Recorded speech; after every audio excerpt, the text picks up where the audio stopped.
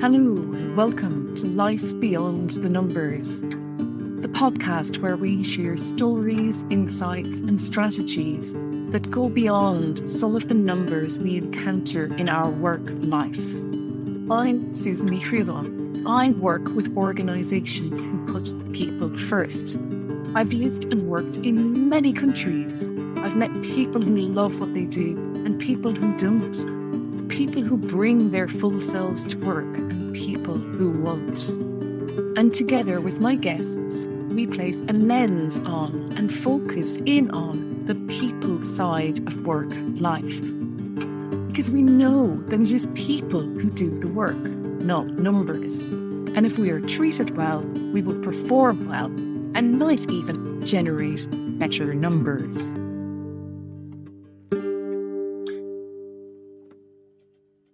So today I am really delighted to be joined by Matt Phelan. Matt, you are so welcome to Life Beyond the Numbers. Hey Susan, I'm trying not to laugh because we just had a chat offline about, we've been chatting and laughing about how then when you go and record, everyone's like, hey, my name is Matt. So I'm just trying to make sure I continue to be me and not go into someone else. So yeah, thanks for having me, Susan. And yeah, I've already enjoyed our chat loads so far and I can't wait to continue it now whilst the record button's on. Exactly. And we're sorry we weren't recording some of what we've already talked about, but it might come up. But let's get started, Matt, because one of the things I really liked on your LinkedIn profile is you state that my belief is that the future of technology is human. So reconcile that one for me, please. Well, it's funny because you emailed me about that this morning and I thought, oh, damn, I forgot I'd written that on there. So now I need to think about it. But I suppose an example would be, I don't want to pick on mental health apps and technology and well-being because look, I'm in this space as well, right? And there's some amazing apps out there, like Jana Dowling's app, Archeo, amazing app, and so on. Literally just got in the store. Amazing business, right? But for me, it goes back to what the purpose of all this stuff is. Because so if I take me as an example, one of the most important things for me, for my own mental health, is nature. Now, if I go into nature without my phone, I personally come back getting what I needed from that walk or that silence, that solace, so on. If I've got my phone in my pocket and it's pinging and people are calling me and all that kind of stuff, I'm not getting it. So what I mean by that is kind of calling out even myself, because I'm a tech company owner, which is, where is this tech going and what's happening with it? We only need to look at what happened with Facebook and how they knew on their watch that some of this stuff was unhealthy for children, like really unhealthy and so on. And they knew. So that became what we call freedom to be human, which is the happiness index's vision. That was my bit, but then we came together as a team and tried to understand, like, because we all believed in it and that was my description of it. And then the founders and the founding team we all sort of put it in like a melting pot, and then out popped freedom to be human, which is a better explanation of what I'm trying to say. But I think it's an obligation. It's that Spider-Man quote, isn't it? With great power comes great responsibility. And that's my reminder to myself that this technology needs to be used for good, because all technology starts out like Google used to be what was it? Don't be evil. Oh yeah. Like, yeah, that got rewritten, didn't it? That's not in there anymore. They took that away. And I think you need, I mean, we were talking about your history, Susan, weren't we, off air, and the pronunciation of your name. Like, you got to remember where you come from. And I think that applies to life and technology companies as well. And I think as well, like, we can do most things without technology. So it's also remembering that technology is making things easier, or it's facilitating things that took longer or were harder to do. Even this conversation, for example. Exactly. You know, we can do it with technology, but you know, I could have traveled to wherever you are and sat down with you and recorded as well. Yeah. And if you talk about shyness, like, if you speak to any of my school friends, most of them say I'm quite a shy person. But being in business has given me confidence to do stuff like this, because it's repetition, isn't it? Like, if you told the 14-year-old me I needed to go on and do this call with someone super intelligent that's got a master's, I'd have been like, absolutely no chance. But through repetition and meeting amazing people, you realize that you do these things and you don't die. So, and everything's all right. And if you take things like dating apps, like I had to get really drunk and walk up to my wife in a nightclub and speak to her. Like, that's not a good way of doing things. And if my wife was to get rid of me, which I hope she doesn't, because I love her very much, I would use an app just like everyone else does. And that's great, isn't it? Because that we didn't have a great way of meeting people, and technology has given us potentially better ways, but there's also downsides of that as well. But I think it's just keeping that bit in the middle of it, which we call freedom to be human. Brilliant.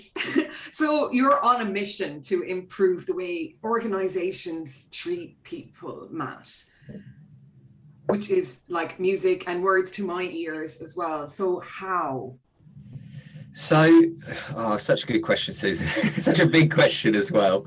I think if we take the Dunbar number, so those that people who don't know the Dunbar number, it is the number at which strong bonds and relationships between the people in the community start to break down.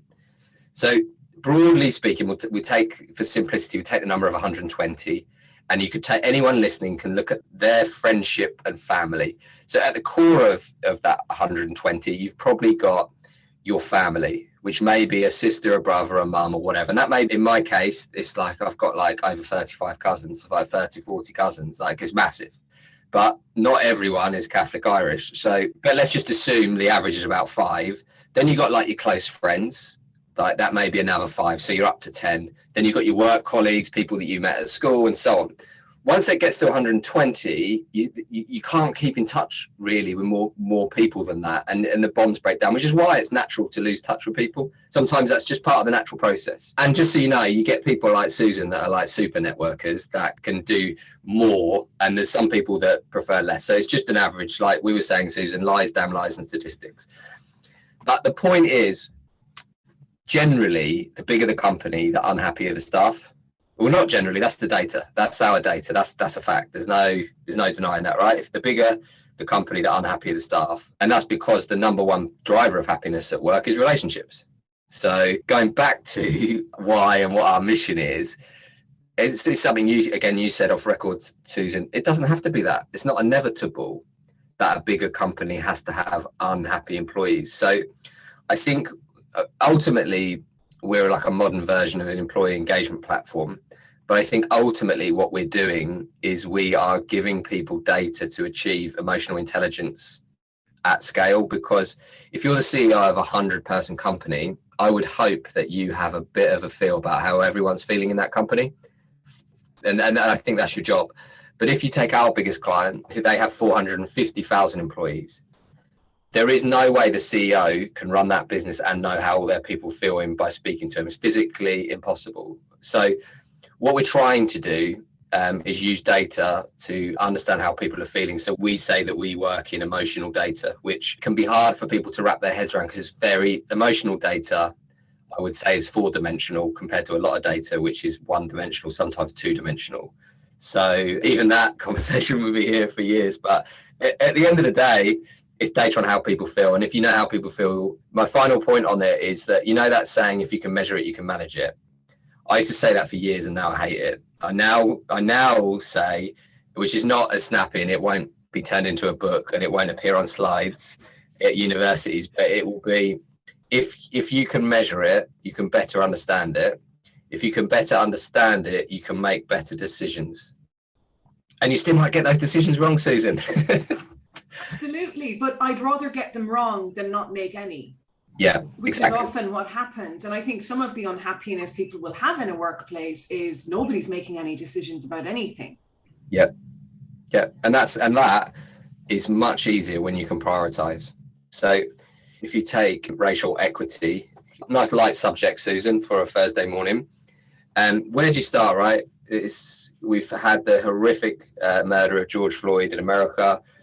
It's on the agenda, it's in the news, but where do you start as a CEO? So we went to Shireen Daniels' amazing conference called Advancing Racial Equity. The UK government produced a report that kind of said, I'm paraphrasing a lot, kind of said there isn't really much racism in the UK and it's a model for other countries to follow. Most people that I have worked with in my career that are not white contacted me when that report was saying, I don't agree with that. That doesn't reflect my lived experience. So we collected data to understand that. Like, what is the lived experience, which is different. That's a different dimension to just, because if you ask 100 people, are you racist? In general, 100 people say, no, I'm not racist, because people can be doing things, saying things without realizing. And that's where education comes into it.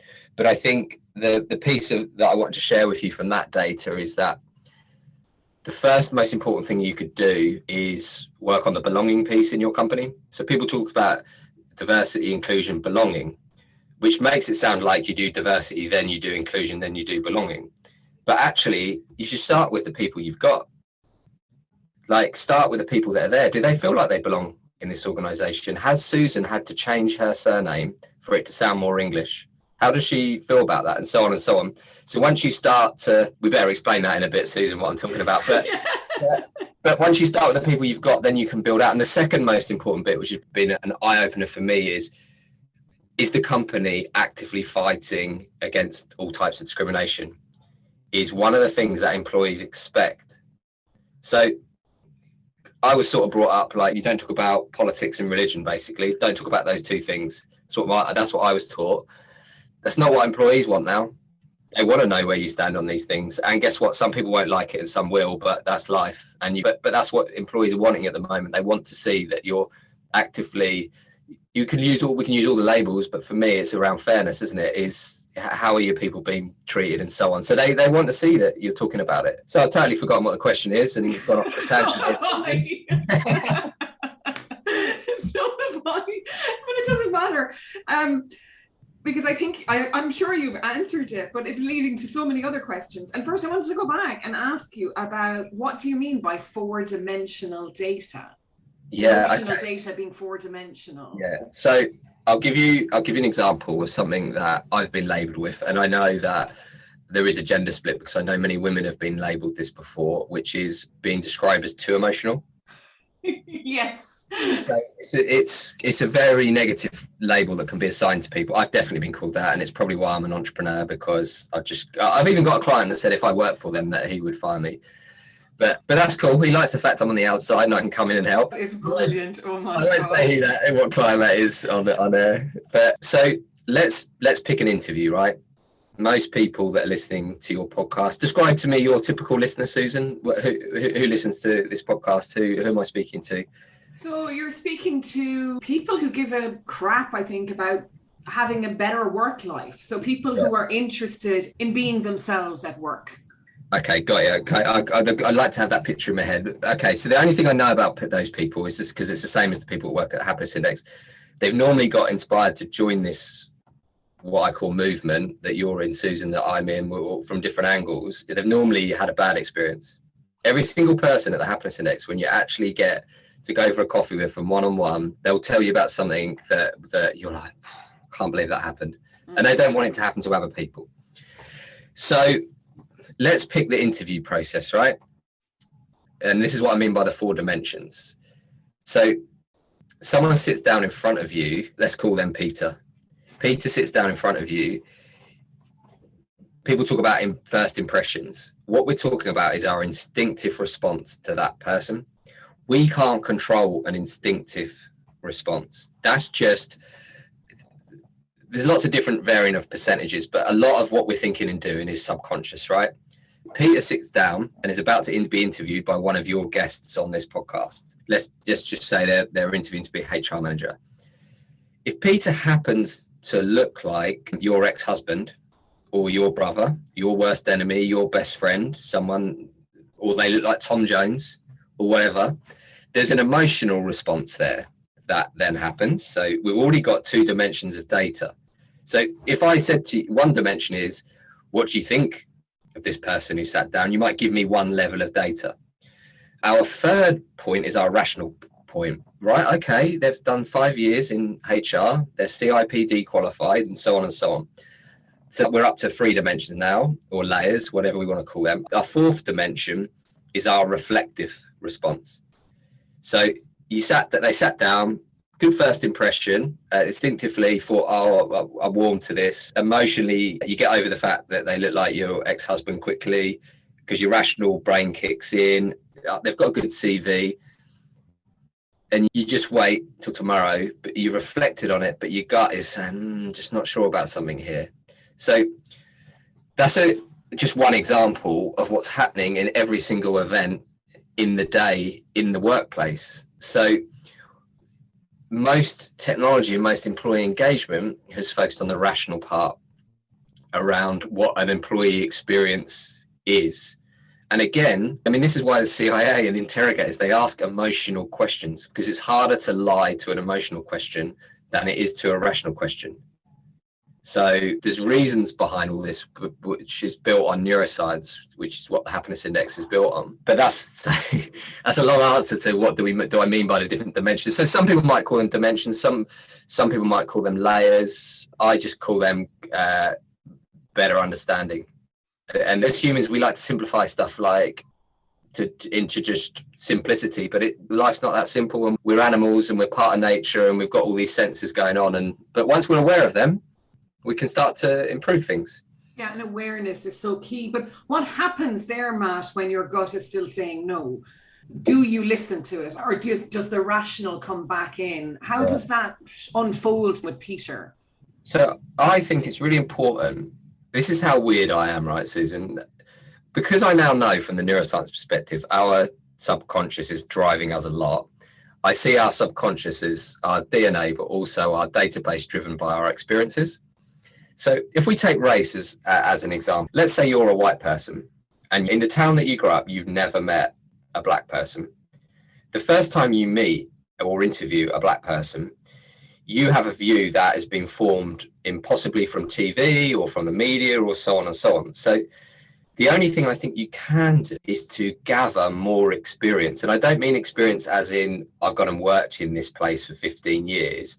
But the only way that you can do that is get out into your communities and meet more people, talk to people. Like we worked with Parkrun, and they were telling me that when they envisaged Parkrun in Belfast, they were basically told that they would have to have a Catholic and a Protestant parkrun. That's what people thought. Ultimately, I think there's an amazing story on it somewhere, but ultimately they ended up having one parkrun, and guess what? Joggers are joggers. And everyone had a great night. But Ireland is probably another example of that, where sometimes you just have to get to the other side and meet people and talk. And then you start to get an understanding of people. And because I'm a data guy, that's all data that's feeding your subconscious. So the next time because if you've grown up and you've been told that the other side of this, and this, like you're only going to think one thing. Like British people were only told as they grew up, the only thing that you ever see in films is that they're fighting German people or Japanese people, because it's all World War II films.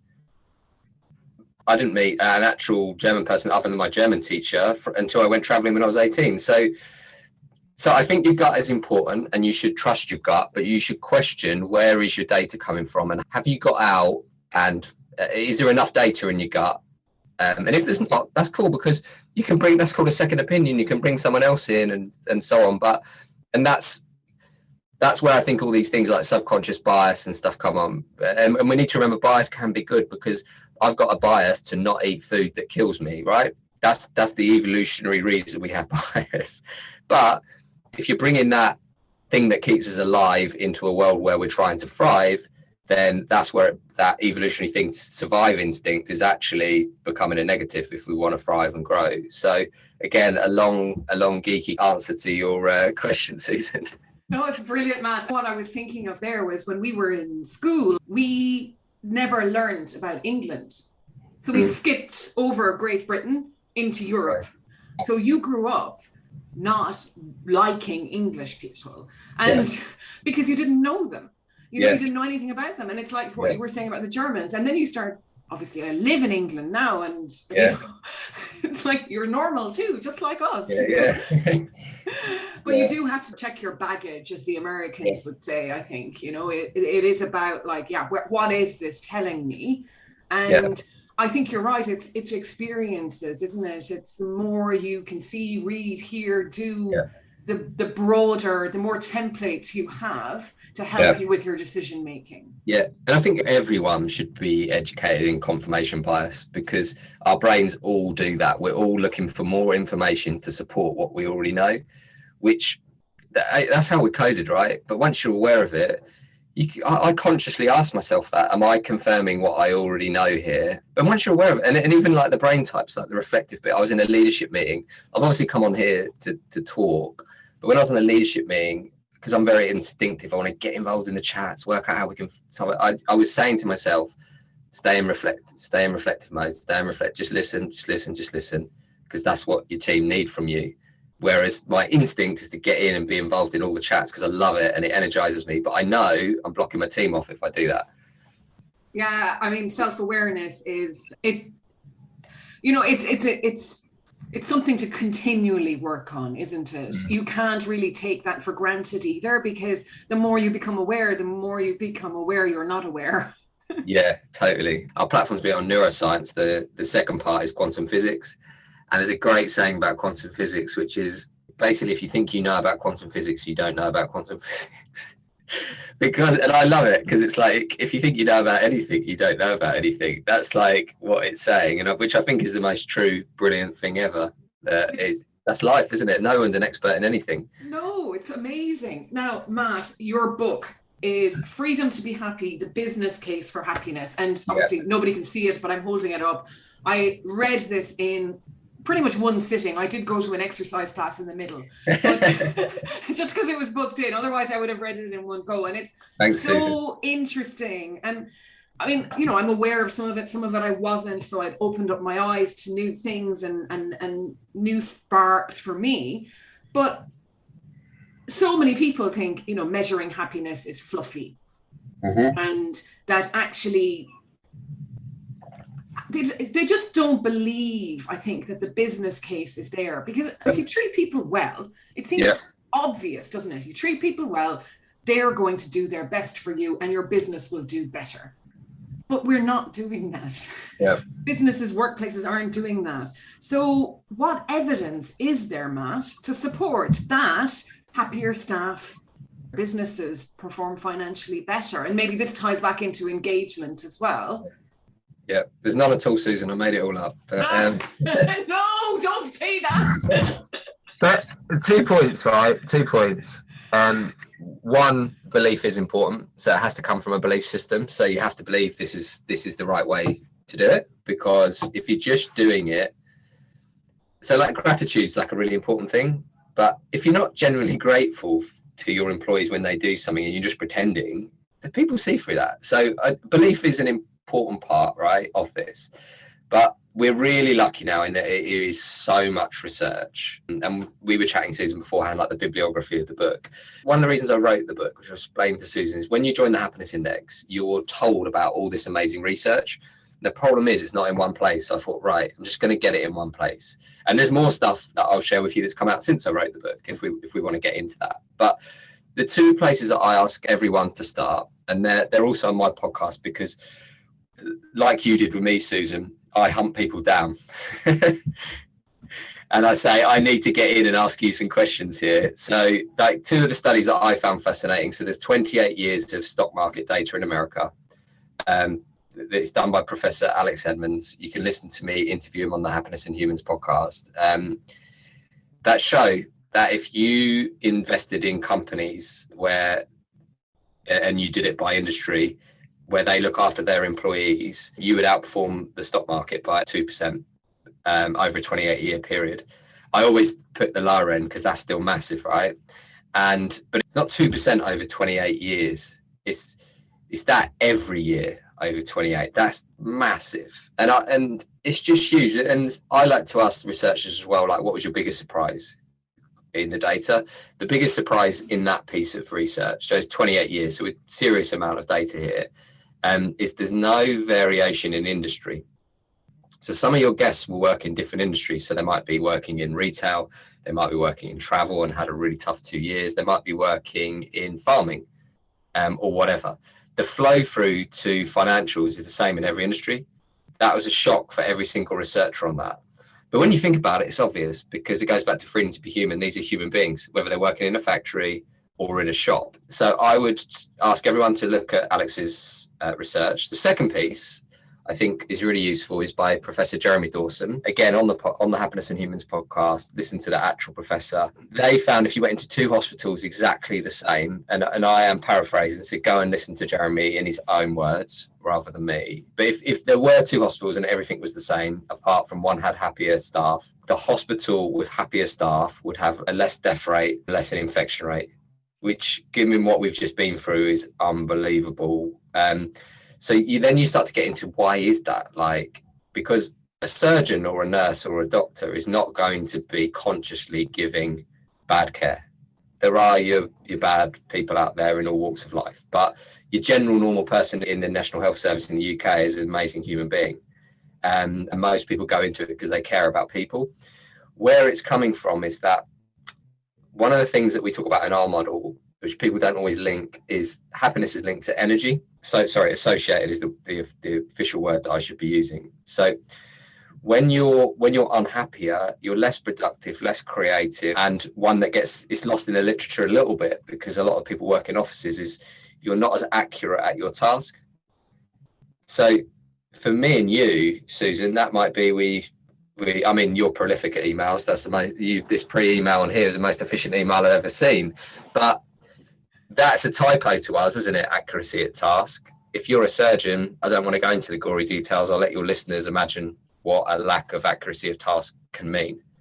Put that over, I don't know how many operations are in a day in the UK in the health service, but that's a lot. So over a period of time, that's going to impact death rate and infection rate. Again, I asked Professor Jeremy Dawson, what's your biggest surprise in the research? And there was also an association between discrimination and happiness, which when you think about it is frigging obvious, isn't it? If you were being discriminated at work, let's take gender as an example.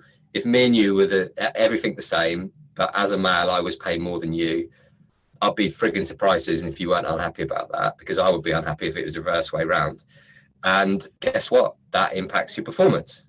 So discrimination actually impacts death rate as well. That's the reality of this stuff. So it's not a fluffy metric at all, and the data shows that, but people think of happiness as sunshine and rainbows. And one thing I do like to point out, we're not called the high happiness index. The happiness index, that could be taken two ways. Both reasons we're not called the high happiness index, but it's not about high levels of happiness. It's about understanding. The happiness index is called an index for a reason, because it's giving you an index of people's emotions. Those emotions are data points that allow you to understand how your people feel, so you can make better decisions, going back to the original point. So this isn't about like walking around the office telling people to cheer up if they're a bit sad. That's not going to work. It's only going to do one thing. It's going to make them unhappier. This is about understanding why people are unhappy. And if the reason people are unhappy is because they've been discriminated against, then fucking sort that out. Sorry. Okay, don't worry. Please. I have explicit. I just go with explicit. Go on. So, again, forgotten what the question was, but I think it was why happiness is not a fluffy metric. They're the two. If you think it's a fluffy metric, start with those two studies before you get into any of the deeper stuff. And if like me, you want to hear from the people who actually did the research, listen to them on Happiness and Humans. Brilliant, Matt. And I think the other thing, a lot of people would say to me that I don't need to be happy at work. Mm-hmm. I just go in, I do my day, and that's it, you know?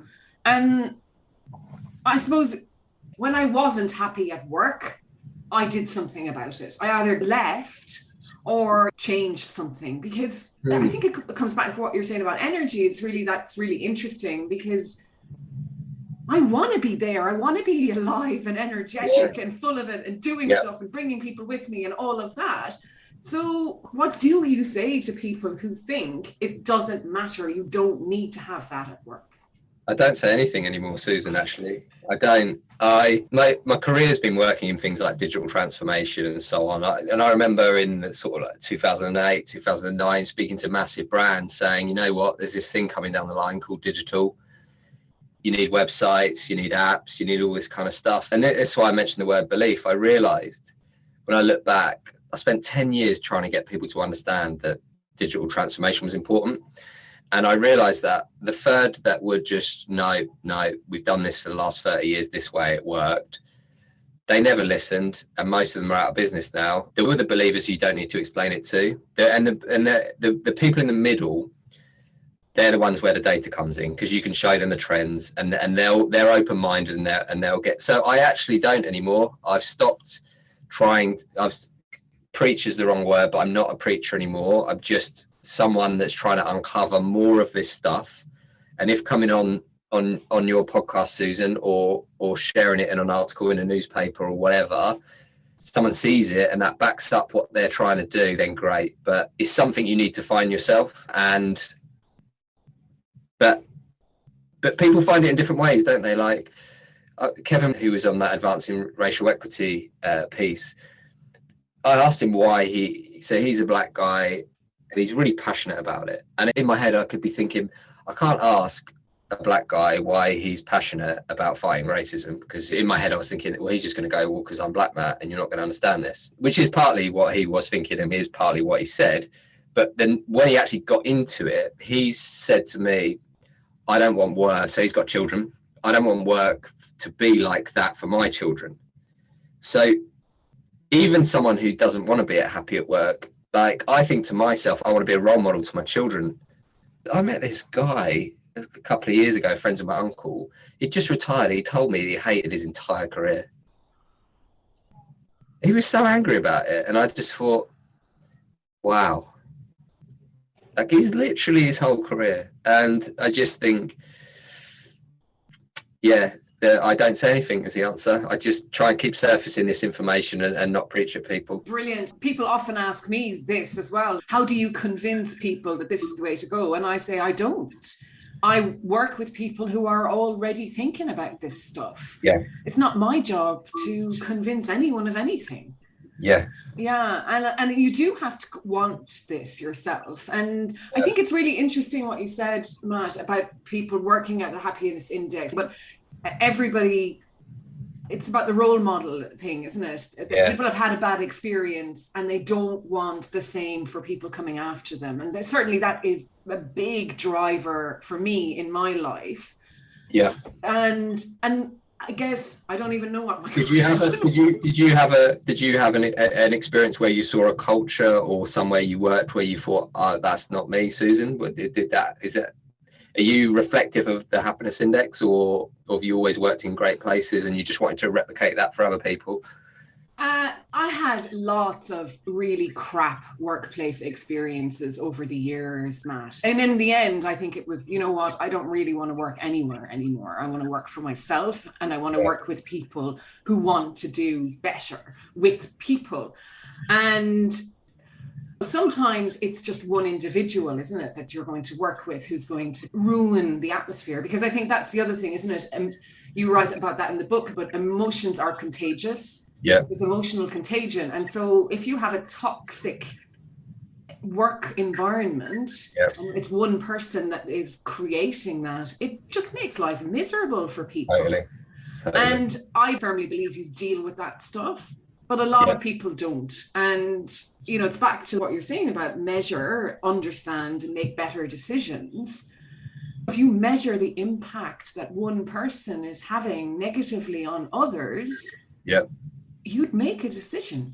Yeah, totally. So for me, you can be very happy in a work environment, even when the whole place is falling down around you, if you're working with good people and you enjoy your boss and all of that. And I've been lucky to have that, but I've also had experiences where I was like, oh my God, I just need to get out of here. And I've left every job without another job to go to. And mainly because I got to a stage where I couldn't handle it anymore. But for me, a driver always was deal with this stuff, because I don't want it to happen to people coming after me. Yeah, totally. So I stood up to sexual harassment. I've stood up to bullying. I've stood up to all of these things. And you usually end up in trouble. You're usually the person that's then the troublemaker, because people want to keep stuff under the carpet. And that's what I don't understand. Yeah, unfortunately, that is part of human nature. I think it's the status quo is sometimes easier to maintain, isn't it? It's like you said about, don't talk about religion and politics at work. Don't talk about bullying. Yeah. Don't talk about micromanagers. Yeah. We have no choice. We have so much work to do. We need to get on and do it. Yeah. And it's not right. Yeah, I totally. And I think that linking this back to your previous question, Susan, around what do you do as well. And I'll just share two fully loaded words with you, ignorance and incompetence, which is, if you don't know about what we're talking about, right, the research and the data, ignorance is a word that is loaded in lots of different reasons. But if you're a CEO and you don't know this data, you've not read my book, they've not been on your podcast, or you've not heard of any of these researchers, you're just ignorant to the fact, aren't you? Just like people were ignorant to the fact that smoking kills. People were ignorant to that fact when cigarettes came out and so on, and over time people became aware of that. Once you're aware of that, if it's a CEO, and this is loaded and this will offend some people that are listening, is at that point, you, as far as I'm concerned, you're incompetent. Just in the same way that if you're putting your kids in a car and you don't know that seatbelts are good because there hasn't been a promotional awareness campaign or whatever, that's ignorance. The point that you put your children in your car and you know that information, you don't put a seatbelt on, you are incompetent and liable as far as I'm concerned. And that's where I think the role of the CEO and everything needs to be looked at, because people look at, do they understand numbers? Do they get the financial bit? Do they get the legal bit? I look at some of these CEOs, I think you wouldn't, if there was a driving license for being a CEO, you wouldn't pass it. I think you shouldn't be allowed, because you get people, they're responsible for thousands of other people's lives and they're in charge, and you're like, how is this? You don't have the skills required to do this job. Like, you've got the old skills maybe of running a factory in 1920, but you don't have the skills to run a business with the new information we know around what makes people tick. So no, I hope that hasn't, the ignorant, incompetent thing hasn't upset any of your listeners, but I do think it's an important point to bring out. No, I think that's a really succinct way of talking about this, actually. And it is true. It's back to what we were talking about, awareness. Until you're aware of something, you're not aware of it. Ooh. And so you can't be responsible. But I suppose, how do you become a CEO? You've worked your way up through companies. You've worked with people. And that's the other thing I don't understand, perhaps. When you get up there, you forgot where you came from, maybe. Yeah. Because you didn't like it when people treated you badly. Yeah. So, it is funny, isn't it? I think we spend a lot of time trying to understand technology rather than trying to understand people. Yeah, totally. And that goes full circle, doesn't it, to freedom to be human, and the original first conversation and the quote that I'd written on LinkedIn that I'd forgotten about. There you go. You've got to be very careful coming on this podcast. I like to do stuff up, Yeah, proper research. I'm impressed, Susan. But maybe just back to engagement, Matt, and what is employee engagement? So again, I'm like you, Susan. So I tracked down the person who coined engagement, Bill Calm, first person to coin it. And I had a chat with him on the podcast, and he's pretty angry about employee engagement because he believes the same as me. So the original definition of employee engagement was personal engagement. And 1/3 of the parts that he meant engagement was about was emotions. So if I had discovered employee engagement at the point in 1990 when it was coined, I never would have started using the term employee happiness, because engagement would have included emotions. What happened, and we can't blame this all on Utrecht Business School, but business schools like Utrecht in Holland took this term of engagement and wrote about it and spread it around the world. And this is where it goes back to, if you can measure it, you can manage it, which was a mantra around that time. Then it was technically impossible to measure emotions. You had stuff like supply chain understanding of people and stuff like that. That was all coming out. That was all new at the time. But you couldn't properly measure emotions because we weren't advanced in neuroscience and we didn't have the AI that we have now. So long story short, I think employee engagement was always supposed to be a personal engagement. It was always supposed to include emotions. but it was lost from that because we were obsessed with measuring stuff so we could manage it. You can't manage your emotions, you can just feel them. So what we believe now, and that we've had to break it down, is that we believe engagement is what the brain needs, and we believe happiness is what the heart needs, which is why there's some interesting stuff going on in the Great Resignation, Great Realization, whatever we want to call it, which is, and anyone who's listening that has ever been in a bad relationship, let's talk personal for a second rather than work, because relationships are relationships whether they're at work or at home, is that you may split up with someone and someone will say, oh, they had a great job, they were so nice, they were this, they did it, tick, tick, tick, tick, tick, tick, tick, tick. But you knew deep down in your heart that you were unhappy. So you leave this person, but everyone around you is like, why have you left that person? Like they're this, and that's what the same in work, in the fact that the job might have a good job description, a good job title, a good salary, all the things that we call engagement, but you're still unhappy and you leave.